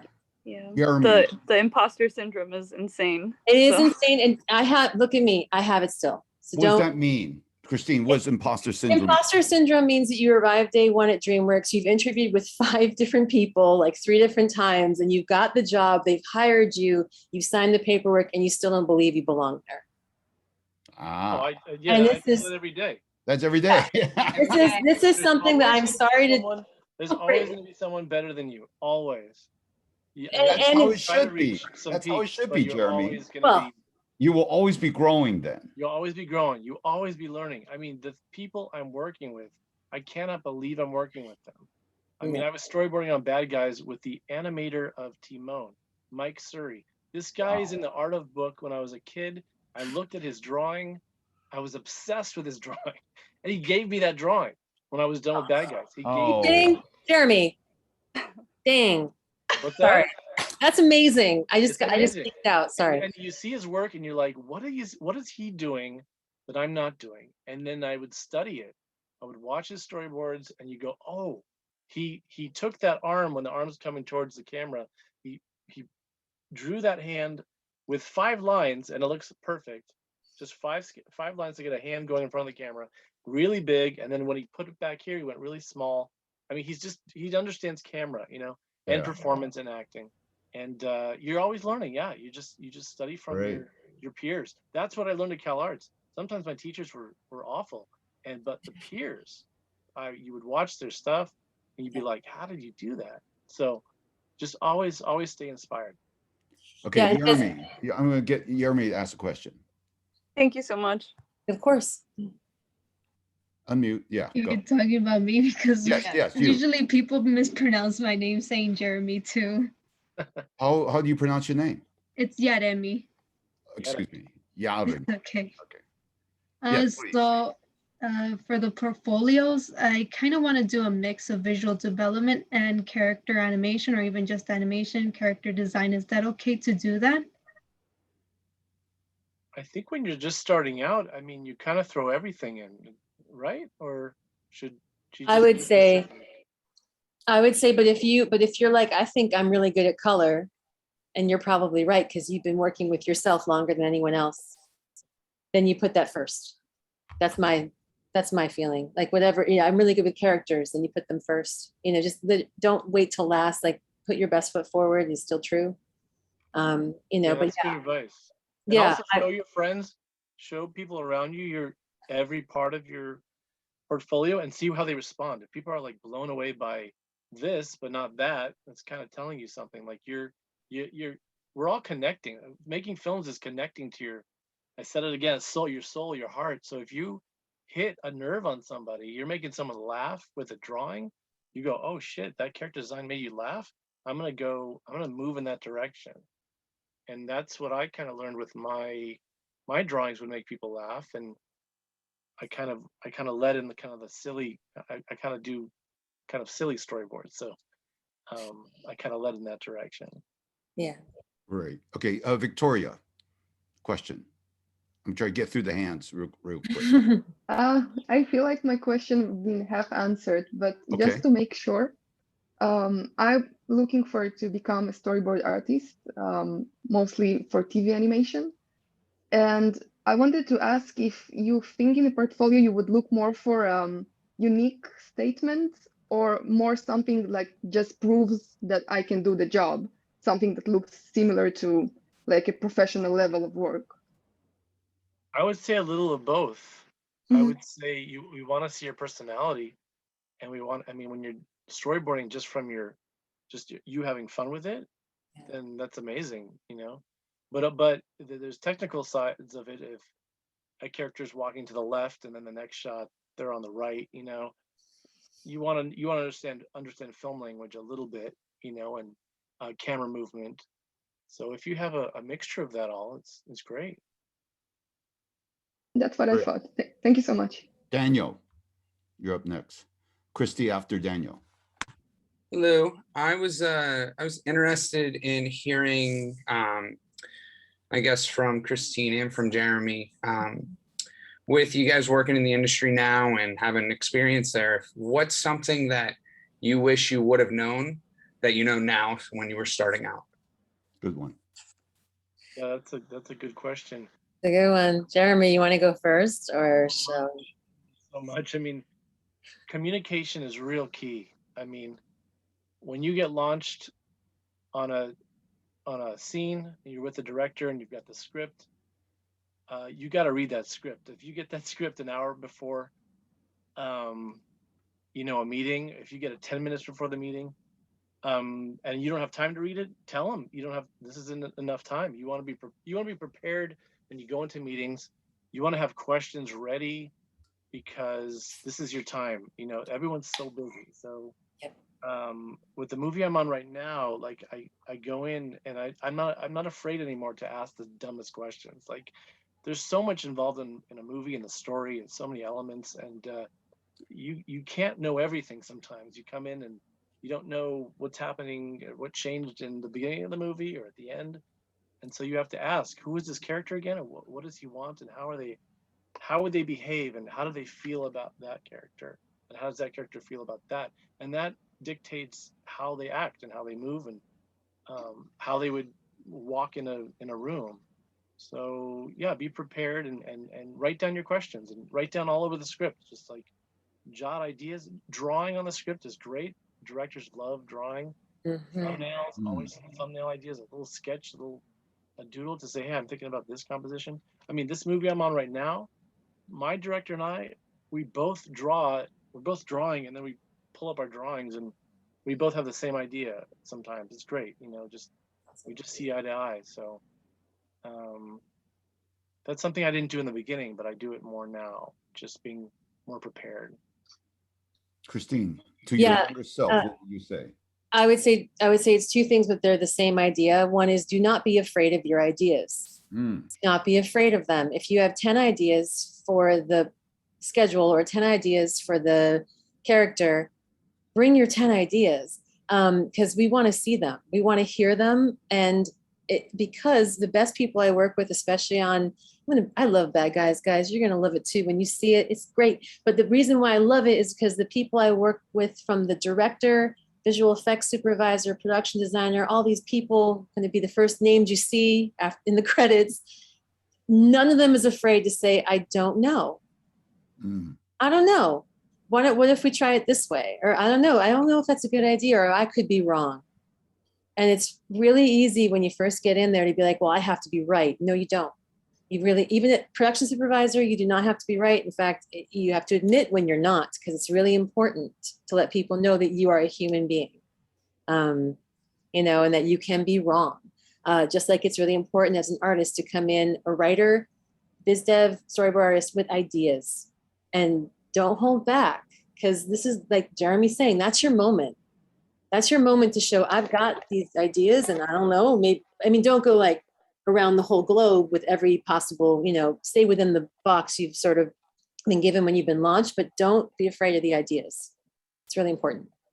Yeah, and fight for your ideas. Yes. I just came up with a gag the other day, and it was about to be destroyed in like 10 seconds, and I fought for it and told my reasons why I chose to compose it this way, and it saved the idea really quickly. But things can change so rapidly. You know, the director's moving at a faster pace than you, and he's behind the scenes doing things, and he's like, let's just keep this simple. I'm like, well, wait. Before you keep it simple, just hear me out. This is the reason. So don't be afraid to speak out and stand by your ideas. And you know, you get rejected constantly, and thousands of drawings will never, you know, be utilized. But that's part of the process. You know? It is. Okay, moving on. Christy, question. And then I think I'm just gonna say, I think we'll take Emily. We're gonna have to no more new hands. If your hand isn't up now, the questions end. Okay, but we're going as fast as we can. Christy. We're going, okay. Okay, this ought to be pretty quick. I was wondering if you ever discuss like sound effects or voices for your characters while you're developing them, and if you collaborate with the audio department. With story, we talk about everything, like every single aspect. So, and we give notes every time there's a screening. We give notes, and on Bad Guys, the two main characters at first sounded too similar, and so we'd all talk about it. And then later on, we just got used to it, and it didn't really bother us anymore. But everything is discussed. I mean, we are so honest and brutal with each other. I mean, we all are passionate and trying to make a good film. And so, yeah, I mean, you got to be careful how you word your notes, you know, make sure you compliment in the first few paragraphs and then go into your critique. And also when critiquing, don't just critique, give ideas, give solutions. Yes. Yeah. Look, Jeremy. Yes, we always talk about voices and sound, but not so detailed, but you know, kind of on the surface. It's not, sorry to interrupt, but it's not just the story team doing that. It's on our movie, it was every department, everybody. Every department, everyone gave their feedback. Oh, cool. Even production was always asked for, let's hear your notes. Yeah. Yep. Is there a recording studio at the animation location? Oh yeah. Okay, cool. Thank you. Yeah, there is. And we're lucky because not always, but yeah, there is. And it's really nice. Actually, yeah, it's really You can nice. tell Christy is a sound person. Definitely a sound person. Caniso, is that correct? Caniso? Yep, that's correct. I guess the other members of the panel may have this question, be more familiar to them, but the opportunities for someone maybe outside of the country to be an intern or maybe just to work at DreamWorks in general, I see that visa sponsorship is one of the qualifications there. And they mentioned that they need people without a visa sponsorship. Is there any, I guess, work around that, or is it a closed door? I wish I could answer that. But that's definitely Rabia's territory. I don't know, Jeremy has an inside scoop, but that's a... No, I don't have that info. No, sorry. Okay, that's a really good question. So we It do is, have though. a lot of foreign-based students in our midst. And so Anne-Marie, can you follow up with that one? Yeah. With Rabia? Yeah. Yeah. Talking about people who may not have, there are foreign backgrounds. Okay. Thank you, Caniso. Very important question. It is. Emily, question. Hi. So you had said that during the internship, it'll be 80% of your project and 20% curriculum, right? Again, Rabia has the super details on that, but yes, from mentoring someone, I can say that they do have classes and events. It was harder in COVID, so I didn't even get to meet my mentee in person, but we still talk because she's in the studio. So, but yeah, they do give you a lot of exposure. I know from speaking with her that she really liked all the opportunities that you got to explore what's available, from what I understood. But the details would be Rabia. Okay. I was wondering what sort of like classes are offered in the curriculum, in terms, since there's so many topics of like storyboarding, animation, and all that, or is it tailored to each person? I honestly, again, Rabia would be I'm so sorry. Rabia would be the one to answer that question. But it also might be answered if you follow if you go to social media, you might be able to find the answer. They might, Okay. All or right, great. other people who are involved might know better too. Yeah. Okay, wonderful. Yeah. Yeah, my question's a little short, so thank you so much. Oh, of course. Thank you, Emily. Christopher, you, a different question, or is that left over from before? Yes, this is a different question. So, how can I be tactful about this one? Okay, so I'm doing a career change, right? But I'm coming from more of a business aspect and going into animation. I'm really inspired to hear that in this creative field, everyone seems to be really supportive, especially interpersonally, correct? That's something I'm very big on. I'm a very interpersonal people's person, but it's something, it was walls that I was running into in my prior career. So for any of the professionals here, just to be vague, say if there is a problem, right? And it requires critical thinking. Is this a team-based effort to pursue that? Or is this animation, for example, like a cutthroat industry as so far I've heard, right? I want a clear perspective of what I'm actually getting into. So is it more of a collaboration interpersonally? Is that allowed and okay? Versus, no, we need you to get to work done by any means necessary or you're gone. All right. I can say that it depends on where you are, and that's kind of the tricky part. I'll be honest. At DreamWorks, though, I don't feel the cutthroat, but I'm not on Jeremy's artist side of it. In fact, NBC Universal is extremely dedicated to like supporting everyone and creating a really open environment where people can bring themselves to work and not have to worry about like being in that cutthroat place. But Jeremy, as an artist, yeah, I mean, when I first started in animation, they would tell you like how much footage you were doing a week and how much you should be at, and so you felt like if there's a list out there, and you did feel like you better speed up, because I'm working with James Baxter, who's the he's the GOAT, and so you felt that. But in story, I mean, as long as you feel like you're giving feedback and you're entertaining and you feel like you're invested in this and you're giving notes and you're listening and asking the right questions, like you have nothing to worry about. And getting your work on time. And if you can't get your work on time, you email or you G-chat, production, and say, I need more time. And usually you get more time. Especially in pandemic time when you're working at home with kids. Like I got two little ones, and it's really hard. Yeah.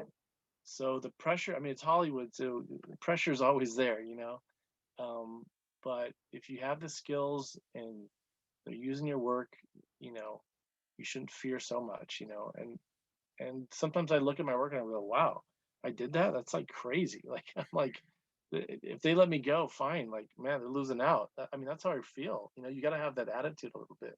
Like, you have a skill that not a lot of people have. And if you've been doing it for a while, people want that and need that for their films to succeed. So it's not like you're not like boasting too much, but you just got to know that you have the skills. It goes back to like knowing that means bringing yourself to your work, sharing your ideas.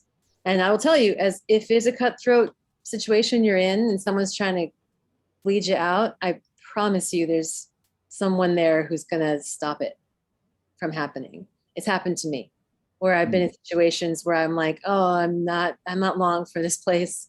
I'm not long for the situation. And a producer stepped up, or someone I didn't expect stepped up and like defended me without me knowing. And I found out later, and I was like, wow, that's amazing in Hollywood. So does that kind of give you an idea toward what you're looking for, maybe? No, yes, it does. completely different perspective, answered the question several times. That was a very important question. Being like in corporate America, you know, I'm used to a certain atmosphere. So hearing this in this chat was like, wow, okay, I made the right change. I want to stay here. You know, so it's more inspirational than anything else. Thank you very much. Great. Sure. Yeah. Nathan, question? Mateo after that. Yeah, my question is kind of more in regards to not really, feeling kind of bad about not really having any work experience, and if not having, work experience essentially, and also not really having a degree makes a submission for a internship look weak. But you've done a lot of your own work though, Nathan, sounds like. Yes. You have Yeah. a portfolio of work. Yes. You're just not saying, you're just saying you haven't had paid work experience. Yeah, well, it's mainly the thing that, I've only done school. I'm very school and very academic oriented. So, Christine, thoughts on that? I would say again, I'm going to keep saying, and it's not always the case. I have worked with people for sure in the creative who are looking for what they know, what they recognize. But what I see mostly at DreamWorks are people looking for, who is this person? So if you have your work and you don't have any paid work, but you have something really interesting. I mean, I heard recently from someone in TV that a script coordinator was hired because they had like a sketch that they wrote or a little video they made that just showed off their humor and their ability to create a story. So it's not all about having the polished gem all ready to deliver, because then like, where to go from there? Like people, it's important to know that it's about your voice. I know that sounds random. Like, what is that? It's what you care about and what you want to put in your work, and that will be recognized, or that's not the right place for you. And there's another studio. There's lots of them, guys, tons. I like ours. But. Nathan, what do you want to go into? Which part of animation? Character animation. Character animation. So we don't really care about where you worked before. I think I wrote this in the comments, but if you animate a scene that is moving or entertaining or funny, it will connect to someone and you will be noticed. That's all there is to it, really. If you have two characters interacting at a diner and they're, and the acting is believable and it's funny and entertaining and it's surprising and it's unique, it'll get noticed. And they're not looking for, oh, let's make sure he was at somewhere else, CalArts, I was reminded of this by Gendy, the creator of Dexter's Lab and Primal, that's currently airing. And he said, for CalArts, he said, remember the program you're in. It's character animation. Character. That is the thing you focus. Fuck the programs. It doesn't matter. It doesn't matter anything about programs. If I heard a story once, a guy was hired animating with a matchstick and foil a character, like it was just so beautiful and moving and the music was nice. He was hired because it has character. That's what you're looking for, character, something that is moving, that is coming from your heart and your soul. Great. Mateo. Great. Thank you. Thank you, Nathan. Mateo, question. Yeah, it's first of all, thank you all for the information you've shared tonight. It's been really, really motivating, and just thinking about working in the film industry as well. It's just really motivating to hear what you guys had to say. But I was wondering, so if we get to be selected for an internship opportunity, and being community college students, what would be the opportunity to get chosen for like a full-time career? Like, would not having a BA affect our eligibility in any way in your experience? In mine, and it's not always been at DreamWorks, but in mine, no. It goes back to everything Jeremy just said again. Like if you haven't finished school, but you have this amazing way to motivate us to feel something for an object we never thought we would feel anything about, then you're going to be noticed and people are going to want to talk to you. and you know, see what you're interested in, like what you want to do and what you love. And maybe that connects. I mean, on our team for Bad Guys, I would say a third of the biz dev artists had never done a feature before. And maybe I'd say a few of them had a couple credits before that, and they were in TV, you know, or they were doing something else and we gave them a shot to do something totally different. And that was my team, and that was DreamWorks on this movie. But like, that is something that I see that happens. But it was like you were recognized for that person's got a great sense of color or character, or they can bring the emotion out. They can tell a story with a car that they design. That really is more important in my experience. But Jeremy, you're the artist. I always kick it to Jeremy. Oh, you're muted, Jeremy. Dang. Oh, sorry. Yeah, regarding the the bachelor's degree, a BA. Yeah, if your work stands out, that's it. You know, I think you could have a full career without it. I really do. Very encouraging. But then you have because these guys know what comes out of Santa Monica College too. The level of work, the type, you know, they're using Toon Boom, they're using ZBrush, they're using Maya, of course, and all that. So Mark had an interesting question. And Christine, did you see Mark's long? The production in live action versus animation? Oh yeah, I flagged that. Yeah, definitely. I'm going to tell you, theater person who worked in live action in New York, who moved out to LA going, I just want to be in film, got nowhere, landed in animation. I find animation people have a great imagination for what you're capable of. If you have live action production, it really does translate. Because yeah, you're trying to make your day maybe in live action. You know, I need to make my shots, make my day. Well, maybe you need to make your set happen in time for modeling to model it. You need to meet with your story department and find out what they're working on and try to pick your story, you know, your lead's brain, your story editor's brain, and like, what are you thinking up over there? And try to draw that out and turn it into something the director can start envisioning that can then feed story. It's a symbiotic thing. So the skills are the same. They really are. The language is different, maybe a little bit. You're going to be looking at different scheduling. And if you're on a feature versus a TV show versus a live action anything, you're going to be like, wow, time feels different. Because on a TV show and animation, it flies by. In a feature and animation, depending on I'm sure story, it's never calm for story. But for sometimes for art, you're like spending 2 hours talking about a button on a shirt with 70 people, and I'm not exaggerating.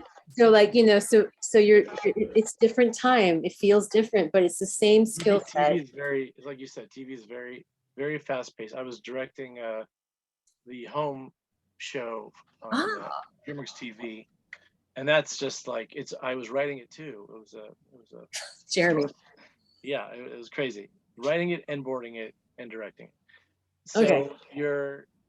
and that's moving, and you just release it, and then the writers kind of like do their thing and fix it up, and you start the next one. With feature, you're on a sequence sometimes for a full year, the same sequence, trying to mesh it, mold it, and perfect it. With animation, I animated on Cloudy with a Chance of Meatballs, the first one, and we were in the theater one day, 20 minutes talking about eye blinks, you know, hand claps, and you're just like, oh my god.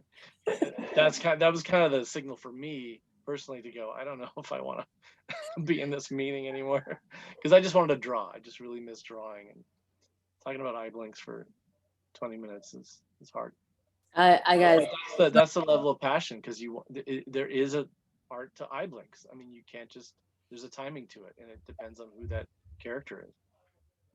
But in TV, you can't talk about the eye blinks, my friends, because you got to get it to ship to the studio because it's done overseas. So you got to go, you know, so it's just the way it is. Very different pace, but live action, you won't feel completely foreign to it. Don't be afraid. Okay, but here's my understanding. Please correct me, Christina and Jeremy, if I'm incorrect on these assumptions. One, in animation, the script is constantly evolving. It's really a group effort that you guys everybody gets to say something about where the state of the certain film is progressing. And they say, well, this character is just not working like we thought it would. And then some might say, well, maybe because it's a gender issue. You started him as a guy. Maybe it will work better. We flipped it and made that character a dog or a woman, maybe. That happens all the time. I've seen it All the time, right? Yeah. And but then in the live action feature film, they could not do that. They could not stop because the script has been bought, locked down, and they got to shoot their day. They got to get their 3 pages out to a page and a half. Yes, but you have to schedule everything out in animation as if all of that's going to happen, my friends, even if it hasn't happened. And you have to be prepared to pivot really fast. You have to be prepared to say, okay, that whole section of the whole second act is completely being rewritten. Everyone has problems. We got to stop. And that's all you have to work on. So you have to be creative and go, I can't like call up the second unit and go have them shoot the car because I don't have a car. I don't have a street. I don't have a script. I don't have a scene. Right. So you have to be like, you have to pivot just as fast, just differently and sort of ahead of time and have your parachute ready. Right. You have to be able to vent to your family and friends about it. Yes. Because it's very frustrating when that happens. Yeah. But it's part of the part of the process. What you're saying, Jeremy, is that all that 6 months of work you've been doing is now tossed out the window. Oh my God! I just heard it from the director of a film at DreamWorks today. They're starting over completely. No. Film they've been working on for a while. Starting fresh. Folks on the Simpsons movie, I can't tell you how many times we cut a crowd scene, put it back in, cut a crowd scene, put it back in. And these were crowd scenes drawn on paper with pencils by people, not computers. Yeah. And how many times I had to tell an artist and how many times I wanted to hug them. It's kind of you have to be able to torture. Like if you like torturing yourself, animation's a perfect industry because it's repetitive. Look at these faces on screen right now. Yes. It is so satisfying. Sign me up. Sign me up. When you're done torturing yourself. But I'm telling you, when I see this movie, Bad Guys, on this big screen, because I haven't yet because of COVID, but even if I had, when I see it with an audience on the big screen, I'll be crying. You'll know it's me. You'll be like, it must be Christine if it's the girl crying, because I'll just be so happy that everyone's work is there. Yeah, really is. Everyone's work is there. Wow. Okay, I was trying to look at, is the trailer out? No. Okay, no, don't get me started. It's soon. It's soon. I think it's really soon. I think it's this month. Okay. For those who are, I mean, at this point, okay, I'm just trying to call it up. It's got Awkwafina, Anthony Ramos, Craig Robertson, Sam Rockwell, Mark Maron. My goodness, you guys really scraping the barrel here. No. He's great. I think he's great. Oh wait, there is a first look. Don't forget Zazie Beetz. Zazie. DreamWorks' next animated film releasing in 2022 will be The Bad Guys, and he's everything winner so far. The Bad Guys animated film adaptation was first. Oh, I don't know what this is. This is not it. No, I don't know what that is. Oh, okay. But that is the book that we had to work from. This is a first look thing. So someone just threw this together. No. Yeah. That's not. We haven't put anything out. Wrong. Okay. Yeah, but it'll be soon. I think it's this month, honestly, and you'll see. All right, you're teasing us, getting us all excited. Well, I'm really proud of it. Yeah. No. Good. It's really good. And the author sent us a letter recently that made me tear up. He was he saw a screening. He lives in Australia. He was so moved. He really so happy with it. So that's great because you want to make sure the writer's happy. Yeah. The lesson, everyone, and here is again, I know you guys all have ideas about your careers and all that, but let me get one thing through your head first. What you're doing today may not be your career 40 years from now. Christine, Totally. can you say that where you are right now, production coordinator at DreamWorks, was this your dream job when you were 19 or 20? I didn't even know this job existed when I was Thank 19 you very or much. 20. Thank you very much. I didn't even have a Same slight. question. Is Yeah. this where you always wanted to be from the very Yeah. beginning? Oh, me? Yeah, you, Jeremy. When I took that 8 p.m. Friday night Santa Monica College class, and I drove home. Yeah. After I did my first animation, I knew it. Wow. Okay, so Yeah, there's two sides to the same coin. My point being is that the path to success may not be a direct path necessarily. The more convoluted the path is, I would suggest, because of life experiences, which Christine has been talking about all night long, it's your artistry, it's your creativity, it's your passion. Don't get hung up right now on an internship, which is not necessarily your career thing. It's a stepping stone toward getting inside to watch how one of the major film studios operates. I highly think that some of the questions which I saw, I'm not trying to knock you guys saying, well, does it have intern of this? Does it have this for that? Does blah, blah, blah. Don't worry about it. Get in first. See if you can do the human thing, the personal thing, the one-on-one thing in presenting yourself in a manner which people say, I don't care what this kid or this person has done. I want them by my side tomorrow. That's what you have to start thinking about. Be a people person. This is a collaborative industry. No one literally works alone for long. If you understand that concept, even if you're a shy person that doesn't get along that well with anybody in your family, which is most of us, if you don't even have that many friends other than people that don't see you in real life, such as social media, let's just say, I don't care how many members you have. Do you really have real friends? Okay, maybe that's getting a little too deep. Okay, let's forget. Okay, but nonetheless, what you need to do is learn how to communicate with another human in a creative, passionate, artistry way. That's, to me, the most important thing in my life.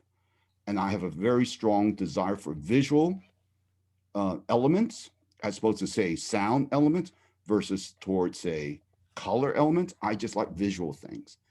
And I just want to be around other people who also think like that. Whoa, yeah. You're showing me something I had not thought about, dude. That's why I want to be in the place, like what Jeremy's talking about, being with all these heroes of animation, these masters, these veterans. My God, if you can walk in every day and just kind of like soak in all this stuff from these people, I don't need to You eat. soak it in, and you study it. You know, you really Is look that, at it. yeah, tell me, how does that feel every day? Do you? I mean, it's weird with my animator, because I'm not animating anymore. I storyboard, but the Okay. animation has a lot. I utilize a lot of my animation skills and story. But with Instagram, you could just hit pause on a video, and I see nature videos, and Nature is Metal is a crazy Instagram, but watching a lion attack a giraffe, I like pause it to look at like how their movement is. I'm looking at their movement and their silhouette and their shape, and what did they anticipate down to climb up a tree holding a gazelle in their mouth. I'm just like, that's like fascinating to me to see the movement, and that's what animation is all about too, is about studying movement and how a quadruped moves or a human moves, and make it believable. And so pausing things and watching programs, and I mean, James Baxter, the goat I mentioned before, he studies dance all the time. All his classes were studying animal movement and pausing it, slow motion, and studying dance and watching the arcs of your hand, watching the curves. How does the body move? How does a run work? Do you run, lean back to run? Do you lean forward to run? I mean, there's so much involved in it to think about. So your brain's kind of always like watching these things. The way you just shifted in your seat, Walt. That's something. You smile and move your head. That we all into that. And those are the little things, the way you turn your head right there. You know, you're analyzing it, and the way she's using her pen. Look at the pen she's using right there, Christine. That's brilliant. If you put that pen in a shot, that's what people do. You have to study that. Put that in your shot. The way she put it in her mouth, we all do that. We're thinking. Totally. You know, don't just talk like this and like this, you know. Put the pen in the mouth to think, you know. Incredibles has a great scene where Bob pulls his ear. He's talking, just pulls his ear. It's a natural movement. He's in the office in the beginning at his first job. Those little things are going to help your scene. Those little things. You have to. You always have to be aware of that and studying it, and perform yourself. See, that's passion, guys. That's just clear passion. And look at the weight. Look at Walt's weight. He's leaning to the right. See that? He's not straight up and down. He's on the right, and then he'll shift. Jeremy, you need a master class, man. Yeah, dude, the dude is on. I get a He's beard. on fire. He's on fire. I'm just here to say, if you want to work with people like Jeremy, just get in there. Get in there and Sounds talk. a little scary, Christine. Sounds a little too scary to me. Yeah, but you know what? You know what's great about it is, guys. It's not easy. It really isn't. I mean, it's very challenging.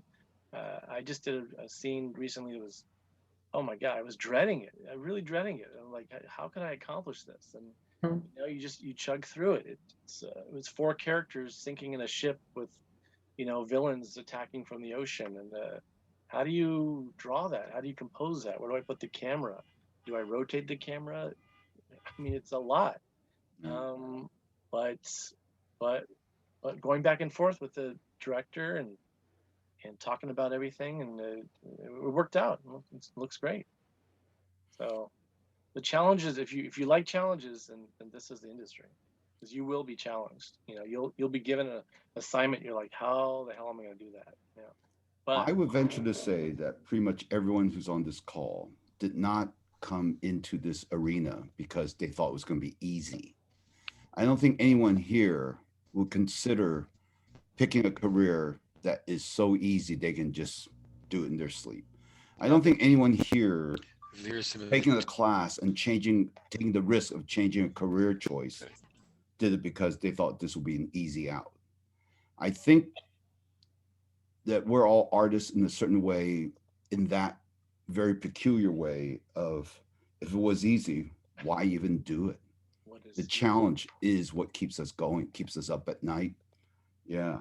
Why sleep? I go to bed thinking about my sequences. I even draw on my phone notepad sometimes a thumbnail if I have an idea, just so I get it out. I mean, it's, you know, I think it's hard though, because you don't want to think about it, but your brain, you can't stop. Your brain goes there. Yeah. Some of the best ideas I get is after a long, hard day, long night, nothing's happening. And then the following morning, after 4 hours of sleep, I'm taking a shower, and all of a sudden it just clears. Yeah. The brain just clears because I was trying too hard to find a solution. And it was there all along. All of a sudden I just stopped for a moment, took a breath, boom. I can hardly wait to get back in so I can finish that. You know what I mean? That's exactly how it is for a lot of us. Totally. Yeah. It's like, you know, it's there and you're waiting for it to come. It's magic, man. Yeah. We're all magicians. I like to wrap this up because you guys have been so generous, Christine, Jeremy, Rabia, and you know, and all the students who have taken the time to figure out how to get here. You know, I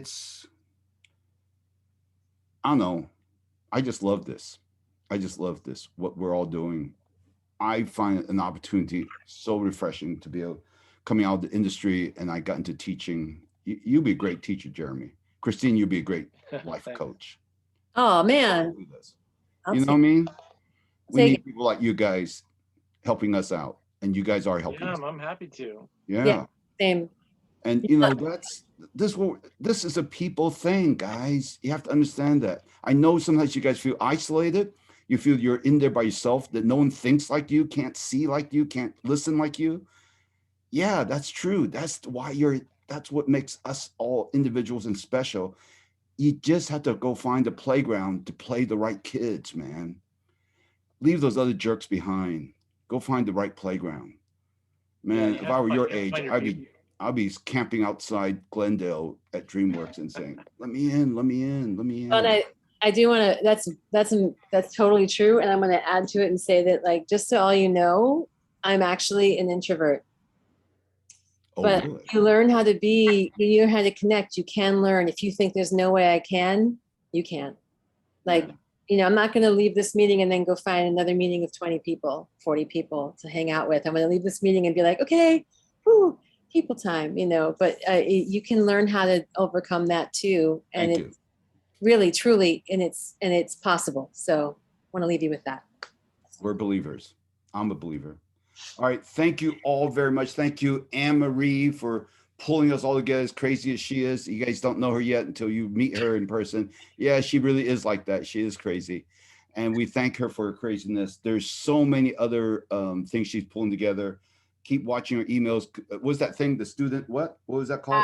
College Central. I think most of you guys got notified about this event through our job portal, College Central. So, and everybody who's on here, I'll email after the event. And that's why you guys, that's why Anne-Marie requested you guys all register. So she has you on the list. We can pass on this stuff. Let's get the answer from Rabia about the foreign student status thing. Get that out to everybody. Thank you all very much. I really appreciate it. And to our guests who were so generous with their time, information, let's call this a wrap because I want to leave them all feeling good. I'm feeling great. Let's get the heck out of here. We had a good night. All right. Thanks, Okay. everyone. Thank you. Thank you so much. Thank you. Marie, you get to wrap it up. Thank you for hooking it up, Anne-Marie.